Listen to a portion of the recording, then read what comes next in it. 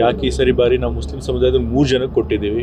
ಕುರುಬ್ರಿಗೂ ಕೂಡ ನಾವು ಈ ಸರಿ ನಾನು ಮತ್ತೆ ಬೈರತಿ ಸುರೇಶ್ ಈ ಭಾಗದಲ್ಲಿ ಸಚಿವ ಸ್ಥಾನ ಸಿಗದೆ ಇರ್ಬೋದು, ಬಟ್ ನಮ್ಮಲ್ಲಿ ಪ್ರಾತಿನಿಧ್ಯ ಕೊಡೋಕೆ ಬೇಕಾದ ಸ್ಥಾನಮಾನಗಳಿವೆ, ಇನ್ನೂ ಬೇಕಾದಷ್ಟು ಸ್ಥಾನಮಾನಗಳಿವೆ ನಮ್ಮ ಪಕ್ಷದಲ್ಲಿ ಪ್ರಾತಿನಿಧ್ಯ ಕೊಡೋಕೆ. ಸೊ ಎಲ್ಲಾನು ಕೂಡ ಇನ್ನೂ ಸ್ಥಾನಮಾನಗಳಿವೆ. ಸೊ ಅದ್ರಗೆಲ್ಲ ನಾವು ಪ್ರಾತಿನಿಧ್ಯ ಕೊಡ್ತೇವೆ. ಇರೋದು 34 ಸಚಿವ ಸ್ಥಾನಗಳಲ್ಲಿ. ಅಲ್ಲಿ ಎಲ್ಲ ನೀವು ಸಮುದಾಯದ ಪ್ರಾತಿನಿಧ್ಯನೂ ಕೊಡಬೇಕು, ಪ್ರಾದೇಶಿಕ ಪ್ರಾತಿನಿಧ್ಯನೂ ಕೊಡಬೇಕು, ಹೊಸ ಮುಖಗಳನ್ನು ಸೇರಿಸಬೇಕು. ಸೊ ಹಾಗಾಗಿ 100% ಪ್ರಾತಿನಿಧ್ಯ ಯಾವ ಸರ್ಕಾರಕ್ಕೂ ಕೊಡೋದಕ್ಕಾಗೋದಿಲ್ಲ, ಕೆಲವು ಕೈ ಬಿಟ್ಟೇ ಬಿಡುತ್ತೆ. ಸೊ ಆದರೂ ಕೂಡ ನಾವು ಆದಷ್ಟು ಬ್ಯಾಲೆನ್ಸ್ ಮಾಡಿದ್ದೀವಿ, ಎಲ್ಲ ಕೂಡ ಸಮತೋಲನ ಮಾಡೋ ಪ್ರಯತ್ನ ಮಾಡಿದ್ವಿ. ಏನು ಪರಿಣಾಮ ಬರುತ್ತೆ, ಏನು ಪರಿಣಾಮ ಬರೋದಿಲ್ಲ. ತಂದೆಯವರು ಮೊದಲೇ ಕೂಡ ಹೇಳಿದ್ರು 2028 ಎಲೆಕ್ಷನ್ ನಾನು ನಿಲ್ಲೋದಿಲ್ಲ. ಅದು ಕಳೆದ ಬಾರಿ ಚುನಾವಣೆ ನಿಂತಾಗ್ಲೂ ಹೇಳಿದ್ರು, ನಂತರ ಈಗ ರಾಜೀನಾಮೆ ಕೊಡ್ಬೇಕಾದ್ರೂ ಹೇಳಿದ್ರು. ಸೊ ಮೊನ್ನೆ ಫಂಕ್ಷನ್ಲೂ ಕೂಡ ಹೇಳಿದ್ದಾರೆ. ಸೊ ಅವ್ರ ನಿಲುವಿನಲ್ಲಿ ಹೊಸದೇನು ಬದಲಾವಣೆ ಏನಿಲ್ಲ.